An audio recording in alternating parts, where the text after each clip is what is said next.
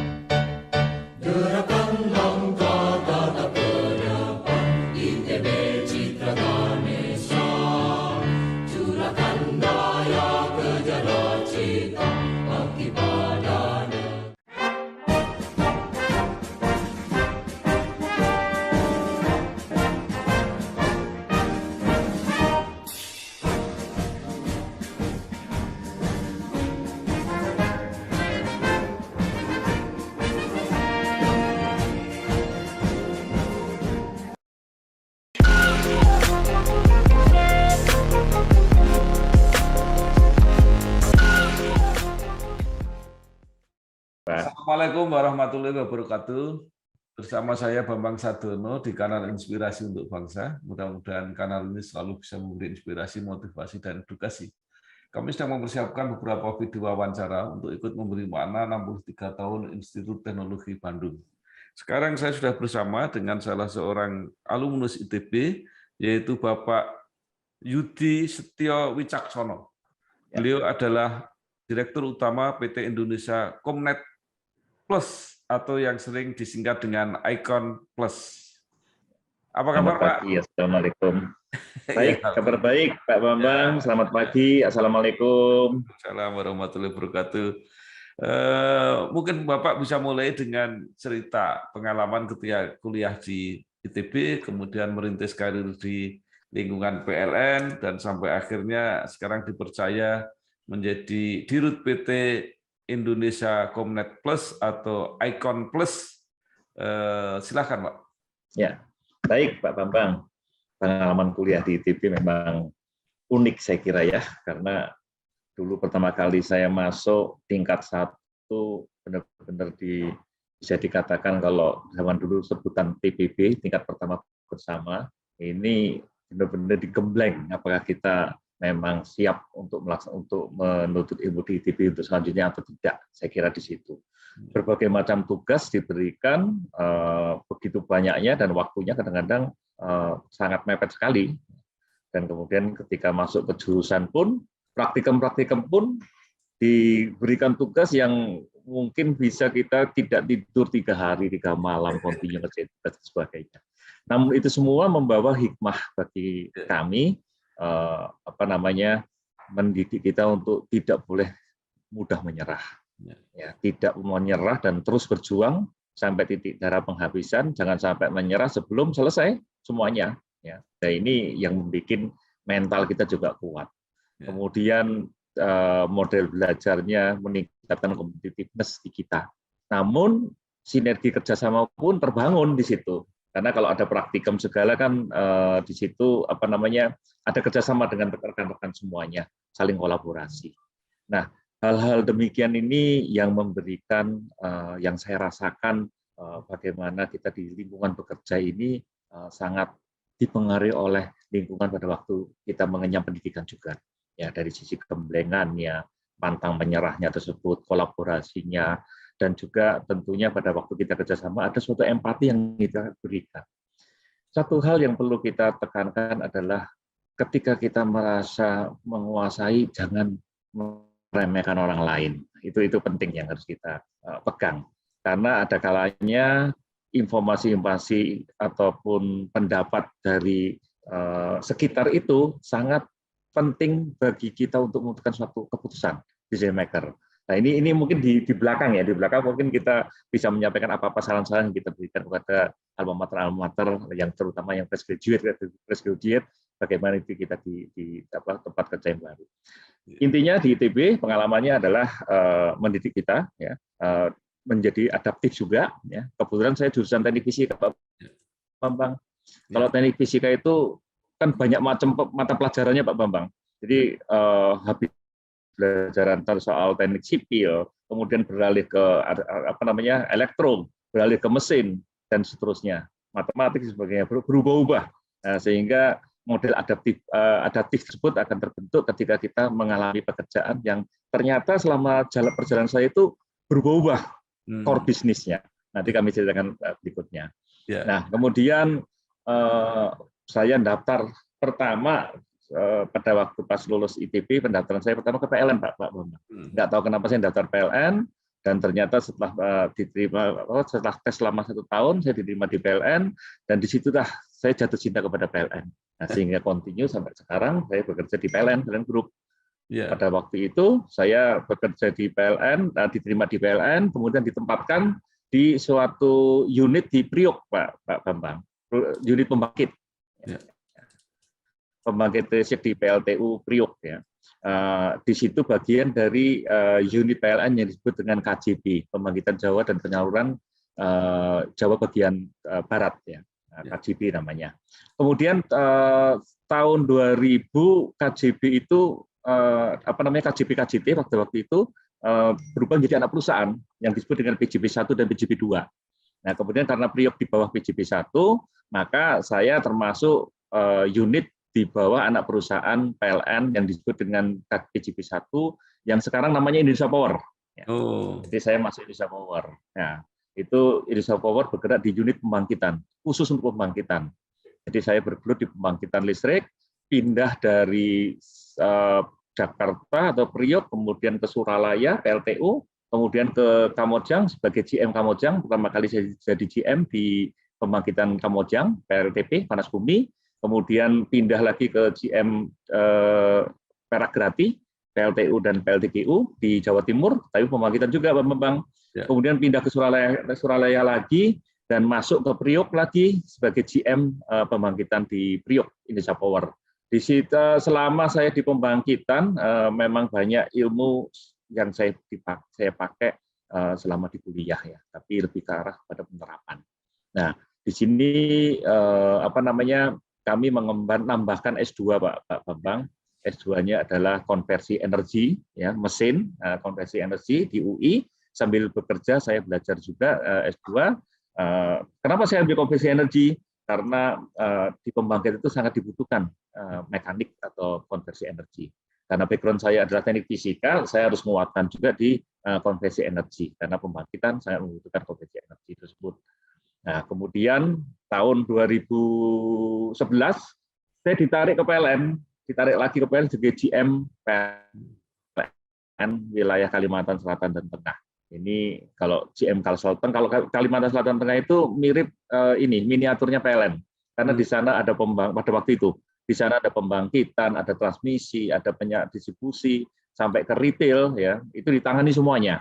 Nah, di sana saya 2,5 tahun. Pada waktu masuk itu kondisi lagi defisit, tapi alhamdulillah keluar dari Kalimantan Selatan Tengah, kondisi pembangkitan di sana kecukupan dayanya sudah cukup berlimpah pada waktu itu. Saya dipercayakan, diamanahkan di Direktur Produksi PJB, Pembangkitan Jawa Bali di Surabaya selama 3 tahun, hampir 4 tahun. Kemudian dari pembangkitan, kemudian tadi ke PLN menyelingkupi seluruh kegiatan PLN di Kalimantan Selatan Tengah, kemudian kembali ke pembangkitan, dan tahun 2016-an saya ditarik ke Niaga, Pak Bambang. Nah, Niaga beda banget dengan pembangkitan. Kalau di PLN pembangkitan itu bagian hulu, kalau Niaga itu bagian hilir. Ya, dipercayakan di Niaga, kemudian sampai diangkat sebagai Senior Executive Vice President bisnis dan pelayanan pelanggan atau niaga di dalam situ, dan kemudian diamanahkan untuk di Econ Plus. Econ Plus ini perusahaan yang merupakan anak perusahaan PLN yang bergerak di ICT. Ini beda lagi ya, dari pembangkitan, niaga, kemudian sekarang ke Econ Plus. Ada tugas di Econ Plus untuk bagaimana bisa membesarkan bersama-sama dengan rekan-rekan yang lain untuk bisa membesarkan Econ Plus. Halo guys, sekarang cuma dengan satu jari, semua urusan listrik langsung beres, res. Ini dia PLN Mobile. Kalau cuma gangguan aja sih, nggak usah panik. Tinggal tap menu pengaduan, cus petugas PLN-nya langsung datang. Atau mau isi token, pasang listrik baru, atau mau ubah daya, atau cek hitungan listrik. Urusan listrik serahin aja ke PLN Mobile. Ini juga menarik, Pak. Mungkin belum banyak juga yang tahu ya. Jadi sebenarnya apa misi Econ Plus ini? Artinya hanya untuk menunjang bisnis PLN atau juga untuk memberi pelayanan di luar PLN? Econ Plus ini pada awalnya sebagai unitnya PLN, ya. Sebagai supporting bagi PLN yang tugasnya adalah bagaimana menyiapkan data, telekomunikasi, SCADA, sistem proteksi di sistem kelistrikan. Ini awalnya, kemudian infrastruktur yang dibangun adalah untuk kebutuhan tersebut. Kemudian di tahun 2000 berdirilah sebelum Econ Plus maksud saya tadi yang mendukung ke PLN ya. Waktu itu sebagai unit P2B. Nah, kemudian tahun 2000 menjadi anak perusahaan yang disebut Econ Plus. Nah, kenapa dibuat anak perusahaan Econ Plus? Tujuannya adalah Econ Plus tidak hanya untuk mensupport PLN, tapi kapasitas infrastruktur yang ada ini bisa dimaksimalkan untuk bisa bergerak di luar PLN. Ya, jadi bisa melayani PLN dan publik. Nah, kalau melayani publik, kapasitas yang ada kita manfaatkan untuk melayani publik, otomatis investasi yang sudah ada bisa dimaksimalkan sehingga subsidi dari pemerintah bisa turun, kan gitu kira-kira. Kami melayani ke publik, Pak. Tahun 2022 ini bahkan persentase target kami revenue-nya adalah dari PLN itu sekitar 38%, dari publiknya 62%. Banyak 32% PLN, 68% publik, lebih banyak publiknya.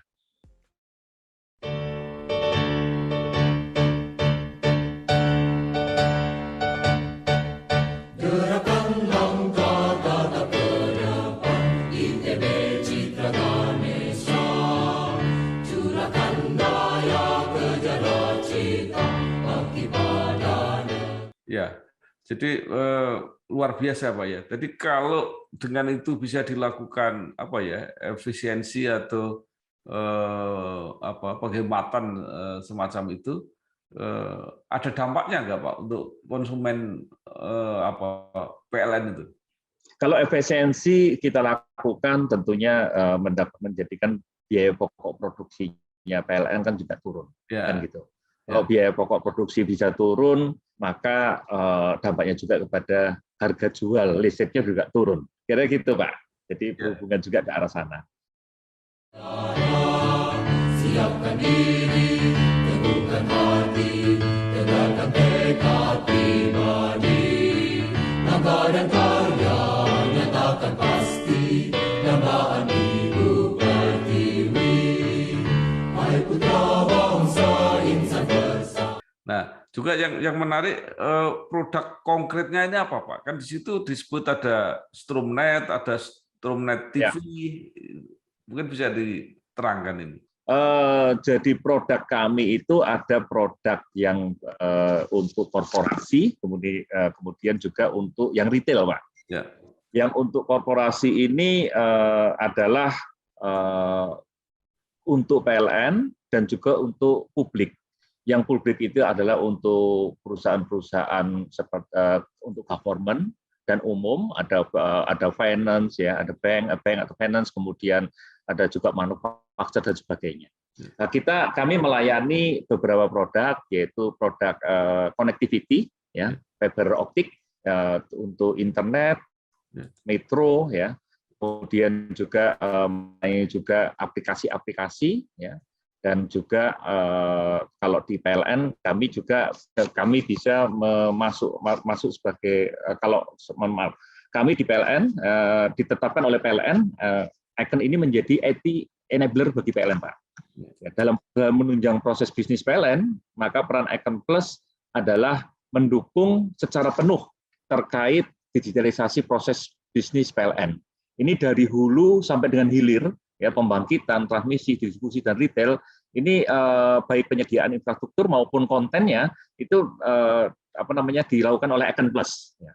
Jadi betul-betul semua dari hulu sampai hilir dikerjakan oleh Icon Plus untuk IT-nya PLN, dan kemudian untuk yang di luar kami juga kembangkan bisnis tadi untuk SCT manufacture, kemudian SCT manufacture, terus kemudian dan perusahaan-perusahaan lain, dan juga kita selain masuk ke korporasi kita juga masuk ke retail. Nah, retail ini yang kita kenal sekarang namanya IconNet, Pak.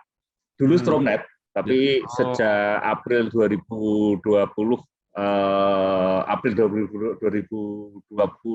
ya, kami rebranding di IconNet. Namanya IconNet, Pak. Ini retail. Siapkan diri, teguhkan hati, tegakkan tekad pribadi, langkah dan karya nyatakan pasti, dambaan ibu pertiwi, hai putra bangsa insan bersama. Baik, Pak, ini menarik menurut saya. Jadi tadi dikatakan bahwa Icon Plus ini kan memanfaatkan infrastruktur yang sudah ada di PLN. Nah, itu apa, Pak? Apakah jaringan listrik itu atau seperti apa yang dimanfaatkan, Pak? Jadi PLN setiap membangun jaringan, terutama transmisi tenaga listrik, ini selalu membangun juga fiber optik, Pak. Fiber optiknya. Fiber optik ini digunakan untuk komunikasi data, juga untuk proteksi dan sebagainya, untuk sistem proteksi. Nah, fiber optik yang dibangun, router yang dibangun, peralatan telekomunikasi yang dibangun ini digunakan awalnya tadi adalah untuk mendukung PLN, terutama di sistem kelistrikan dan komunikasi datanya. Ini yang infrastruktur inilah yang kita manfaatkan karena kapasitasnya cukup besar, masih sisa banyak, maka kita monetisasi untuk bisa dikembangkan ke sekitarnya atau selain dari PLN. Nah, supaya investasi yang ada kita maksimalkan kapasitas yang ada bisa kita monetisasi. Tugas mulia menantimu, semangat dan tekad kembangkan selalu, sinar terang pasti datang, kajilah ilmu dan teknologi, seni dan budaya. Kemudian pertanyaannya, Pak, yang menarik. Itu kan bisnis itu banyak sudah dilakukan ya, baik oleh terutama Telkom, ya, kemudian juga perusahaan-perusahaan swasta banyak sekali. Nah, apa keistimewaan dan kelebihan IconNet ini, Pak? Kalau kita bicara IconNet, IconNet itu kami mempunyai kelebihan, di mana kelebihan IconNet ini yang kita bisa lihat nyata adalah jaringan-jaringan listrik yang ada, tiang-tiang listrik yang kita tahu tersebar di seluruh Indonesia, karena rasio edifikasi kan menuju 100%, 99,6% dan seterusnya. Artinya apa? Tiang-tiang listrik ada di mana-mana, sampai di pelosok-pelosok, 3T, daerah remote itu ada tiang listriknya. Kemudian PLN memberikan eksklusif kepada Icon Plus untuk menggunakan tiang listrik sebagai jaringan penyangga fiber optik yang bisa digunakan oleh Icon Plus. Nah, ini keutamaan Icon Plus daripada provider lain adalah kami mempunyai tiang-tiang penyangga, tiang-tiang untuk fiber optik ini sampai ke seluruh Indonesia, ya, yang notabene untuk akselerasi penguatan atau perluasan coverage ini kan tidak gampang di Indonesia. Tapi dengan Icon Plus ini, insya Allah kita bisa lebih mudah untuk bisa melakukan ekspansi perluasan coverage. Mungkin Pak Bambang sudah mengetahui bahwa penetration internet di Indonesia ini tahun 2019 sekitar 12%, Pak Bambang. 2019 12% penetrasi internetnya, penetrasi ke rumah tangga di internet. Filipina itu 23% 2019. Nah, di tahun 2020 setelah pandemi, yang kita tahu bahwa setelah pandemi ini kan kebutuhan internet menjadi primer, Pak ya. Kalau dulunya mungkin tersekunder atau tersier karena adanya work from home, study from home, maka kebutuhan internet ini menjadi primer. Namun di tahun 2020 kita lihat penetration dari internet ini naiknya cuma 3%, Pak Bambang, 15%. Masih jauh di bawah Filipina. Ini mengindikasikan bahwa peluasan coverage kita itu mungkin agak berat. Nah, disinilah kita tergerak juga, Ekenet tergerak juga, bagaimana kita bisa menginternetkan lebih cepat mengakselerasi penetration dari internet. Karena banyak warga negara kita yang membutuhkan internet tersebut. Kita tahu masa pandemi ini maka akan menyebabkan dampak daerah-daerah yang belum berinternet dibandingkan dengan daerah yang berinternet, ini gap-nya semakin gede, Pak. Karena semua komunikasi banyak pakai internet kan. Nah, inilah panggilan kami juga untuk bagaimana mencerdaskan bangsa.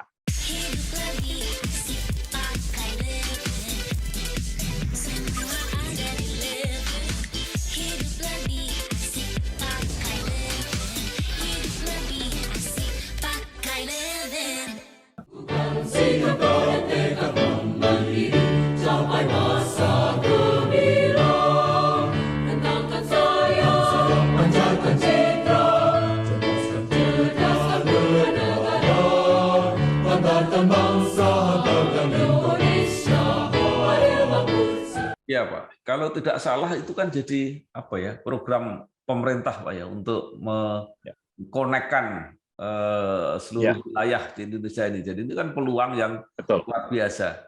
Lalu apa Pak program ke depan dari Ekenet ini? Pertama, kami berusaha untuk meningkatkan jaringan kami untuk melayani internet, terutama di broadband ke seluruh masyarakat. Kemudian kedua, kami punya program bagaimana di daerah-daerah, di desa-desa, ini bisa kita lakukan digitalisasi, ya, digitalisasi. Sebagai contoh, kami berusaha melakukan yang sudah ada MOU-nya adalah dengan Sulawesi Tengah, Pak Bambang. Kita rencana akan melaksanakan 1.000 digitalisasi di 1.000 village ya, smart village. Ada 1.000 smart village di Sulawesi Tengah. Nah, ini kita digitalisasi. Nah, ini akan juga kami coba untuk lakukan di pemerintah daerah yang lain. Harapannya apa? Kalau kita bisa melakukan digitalisasi di pemerintah daerah di seluruh Indonesia, maka kalau daerah-daerah sudah terdigitalisasi, ini bagus banget bagi masyarakat tersebut dan bagi pemerintah daerah. Karena apa? Dengan digitalisasi tersebut, salah satunya adalah semua pelaksanaan, misalkan ada orang mau rencana mau ngurus surat pindah dan sebagainya, itu lewat digital aja. Tinggal nanti dia pencet peralatan, kemudian dia akan keluar di print, dicetak hasilnya dan sebagainya. Dan nanti kita pasang setiap desa itu mempunyai web, Pak. Ya, web itu bisa diakses secara nasional maupun global. Nah, nanti bisa diperkenalkan produk-produk unggulannya apa, daerah-daerah wisata di situ seperti apa. Harapannya apa? Kalau secara nasional bisa melihat, apalagi internasional melihat, ini akan meningkatkan mungkin orang luar minta material produk yang diinginkan dari suatu daerah, dia bisa pesan, maka ekspor akan meningkat. Ya. Kalau seluruh Indonesia, daerah-daerah, desa-desanya terdigitalisasi dan melaksanakan mampang web tersebut, harapannya permintaan-permintaan dari luar semakin besar, maka banyak permintaan-permintaan ekspor. Ini tentunya akan meningkatkan kesejahteraan masyarakat desa tersebut, masyarakat pemerintah daerah tersebut. Kalau secara nasional bisa meningkatkan ekspor, akan membantu Indonesia secara devisanya. Nah, itu satu dari sisi kesejahteraan masyarakat dan pemerintah daerahnya. Kemudian jaringan internet ini berarti kan sudah masuk ke desa-desa kalau pas digitalisasi perdesaan tersebut. Maka retail model Ekenet tadi bisa kita sebarkan ke ke masyarakat di pedesaan tersebut dengan harga yang terjangkau dan tentunya bisa karena terjangkau, maka masyarakat desa bisa berlangganan dengan harga yang terjangkau tadi, dan tentunya kecerdasan bangsa pun akan lebih kita tingkatkan. Ini ke depannya, Pak.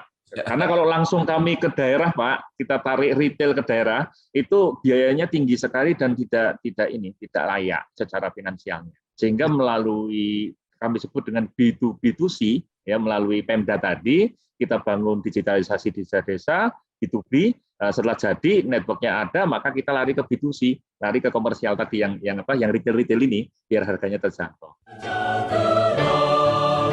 Majulah maju pandu sejati, alma mater yang tercinta, semoga semakin kukuh dewasa, tetap jaya dan abadi. PLN ini kan jaringannya ya, di seluruh wilayah, Pak, punya jaringan. Ya. Nah, ya. Apakah itu tidak bisa dimanfaatkan sebagai jaringan pemasarannya Ekenet juga? Oh, bisa Pak, bisa Pak. Ini jaringan ini masih jaringan yang fiber optik Pak ya? Ya, bukan hanya jaringan teknisnya, jaringan pemasarannya kan juga seluruh Indonesia, Pak. Betul, itu pasti. Itu salah satu competitive advantage dari kami, Pak. Ya. Kami mempunyai dengan Icon ini ada suatu kelebihan. Kami mempunyai competitive advantage antara lain adalah PLN punya jaringan network, dalam arti network sosial juga ya, itu ke seluruh Indonesia. Di sana ada Yantek pelayanan teknik. Di seluruh Indonesia juga ada kantor-kantor ULP ya, UP3 yang tersebar di seluruh Indonesia. Ini dilakukan sinergi dengan PLN Group, Pak, dari sisi marketingnya. Ya, tentunya dengan marketing yang dibantu oleh PLN Group, ini bisa membantu kami dalam memasarkan internet sampai ke desa-desa, sampai ke seluruh pelanggan PLN. Pelanggan PLN itu ada 80 juta, Pak. 80 juta pelanggan rumah tangga ini tentunya dengan memanfaatkan PLN Group ini, pemasaran ini bisa lebih masif, Pak. Dan juga mungkin Pak Bambang juga mengetahui bahwa kita ada di PLN Mobile, Pak ya. Dengan PLN Mobile, kalau sudah di-download oleh pelanggan PLN, melalui PLN Mobile ini kami bisa memasarkan atau sebagai marketing tool-nya Ekenet, yang bisa dikatakan marketing tool kami hadir di tengah-tengah calon pelanggan kami, yang notabene adalah pelanggan PLN yang sudah mendownload PLN Mobile. Nah, ini sangat full power juga dari sisi internet perumahan ini, Pak. Kalau dibanding dengan penyelenggara jaringan internet yang lain, kira-kira pangsa pasarnya Ekenet itu sudah berapa sekarang, Pak?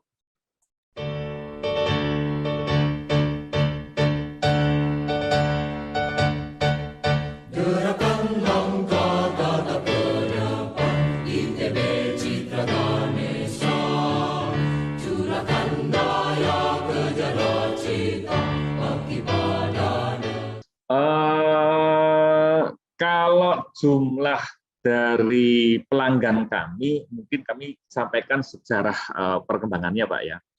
Januari 2020 jumlah pelanggan kami sekitar 178 pelanggan, Pak. Ini Januari 2020. Kemudian di bulan Juni ya, pelanggan kami sekitar 2.000-3.000-an, Pak. Ya. Kemudian di Desember 2020 kami meningkat, jumlah pelanggan kami menjadi 17.000, Pak. 17.000, kemudian kita kejar di Desember 2021 ya, ini menjadi 124.000, Pak. Ya. Dan sekarang itu menyentuh sekitar 150.000, Pak. Ya. Sekarang itu bisa 1 juta pelanggan. Ya. Syukur-syukur kalau bisa punya kesempatan bisa lebih daripada 1 juta. Bu, pinjam mobil. Boleh, tapi nanti anterin ibu arisan dulu sama isin pulsa. Transferin buat bayar arisan, terus nanti ambilin cash juga. Pinjam mobil sekali, nantinya banyak. Makanya perbanyak transaksi, kumpulkan poin, lalu tukar dengan kupon undian di BNI Mobile Banking dan menangkan hadiahnya. Ya pakai nanti.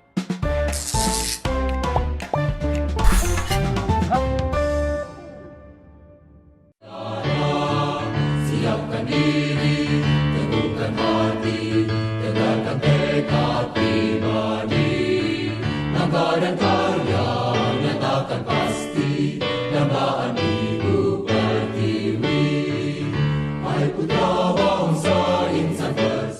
Baik, kita kembali ke ITB lagi, Pak. Ya, Jadi baik, Pak. tadi sudah dikatakan bahwa banyak sekali nilai-nilai yang dibawa dari ITB. Nah, dengan perkembangan yang juga sangat pesat di luar ini, terutama di teknologi informasi ini, apa yang Bapak sarankan kepada alma mater, institusi, kepada mahasiswa, atau kepada alumni yang baru, supaya mereka mempersiapkan diri? Karena apa yang terjadi sekarang kan belum terbayangkan waktu seperti Bapak masih kuliah waktu itu. Terima kasih Pak Bambang. Kami yakin rekan-rekan alma mater atau yang belajar di ITB mempunyai IQ yang bagus, ya, IQ yang tinggi. Ya.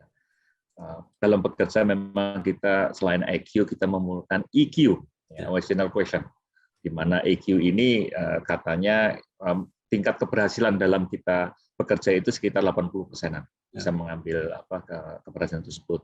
Namun selain IQ dan EQ yang bagus, ada satu lagi yang perlu kita tahan, kita jaga, ya. Terutama kalau rekan-rekan alma mater ini kan idealisnya tinggi, Pak, ya. Ya, idealis tinggi. Yaitu apa yang disebut dengan kalau di Pak Ari Ginanjar disebutnya SQ, ya, spiritual question, ya. Spiritual question, atau kalau kita sebut lainnya biasa secara umum disebut dengan meaning question. Meaning question itu lebih ke arah pada kita bekerja itu pakai meaning, makna. Jangan bekerja asal bekerja. Ya. Berarti tolong selalu kita perhatikan dalam suatu bekerja, mengerjakan sesuatu itu goal-nya apa, goal utamanya apa. Nah, kemudian kita bagian dari pelaksana proyek tersebut, tolong yakinkan bahwa kita berkontribusi benar, apa yang kita hasilkan ini tentunya akan membawa goal yang besar akan tercapai. Kadang-kadang, kenapa? Kalau ini terjadi, maka selo-selo, pemikiran selo-selo itu akan kita buang dan kita menjadi satu kesatuan untuk mencapai goal tersebut. Artinya apa? Berarti ada timbul kolaborasi, menghormati orang lain, positive thinking. Kita jangan merasa sok pinter, kan gitu ya. Ini penting ya. Kadang-kadang fresh graduate, saya lah terutama pada waktu awalnya merasa sok pinter, Pak Bambang. Nah, ini jangan sampai berpikir seperti itu. Kalau berpikir sok pinter, kemudian kadang-kadang lupa, meremehkan, akhirnya kita malah kepleset. Nah, ini utamakan bahwa kita mendengar orang lain, selain bahwa orang lain itu merasa dihargai juga karena empati kita, mereka itu kan salah satu bagian untuk mencapai suatu tujuan. Tidak bisa kita bekerja sendiri, kita bekerja satu tim. Nah, ini teamwork seperti ini yang saya tekankan lagi. Umumnya biasanya kalau merasa dari universitas yang bagus gitu kan merasa kadang-kadang ya, tapi nggak semuanya ya, merasa bahwa aku yang paling pintar, gitu ya. Itu tahan ya, tapi saya yakin pendidikan di kita juga menanamkan moral yang bagus sehingga kita juga menghargai semua tim untuk bisa menjadi satu kesatuan bekerja bersama. Nah, tapi saya mengingatkan kembali bahwa jangan sampai kita kelupaan ketika masuk dalam satu pekerjaan kita merasa dari universitas yang bagus maka yang paling pintar. Itu perlu diingatkan juga. Terima kasih sekali Pak Yudi Setio Wicaksono, Direktur Utama PT Indonesia Comnet Plus atau Icon Plus. Ya. Telah memberikan banyak sekali informasi maupun masukan-masukan, wawasan yang mungkin tidak hanya berguna untuk alumni ITB, tapi juga berguna bagi kita semua. Sekali lagi terima kasih Pak, sukses terus. Terima kasih Pak Bambang, mohon doanya. Wassalamualaikum warahmatullahi wabarakatuh. Waalaikumsalam warahmatullahi wabarakatuh. Tugas mulia menantimu, semangat dan tekad kembangkan selalu, sinar terang pasti datang. Kajilah ilmu dan teknologi, seni dan budaya bangsaku. Halo guys, sekarang cuma dengan satu jari, semua urusan listrik langsung beres, res. Ini dia PLN Mobile. Kalau cuma gangguan aja sih, nggak usah panik. Tinggal tap menu pengaduan, cus petugas PLN-nya langsung datang. Atau mau isi token, pasang listrik baru, atau mau ubah daya, atau cek hitungan listrik. Urusan listrik serahin aja ke PLN Mobile.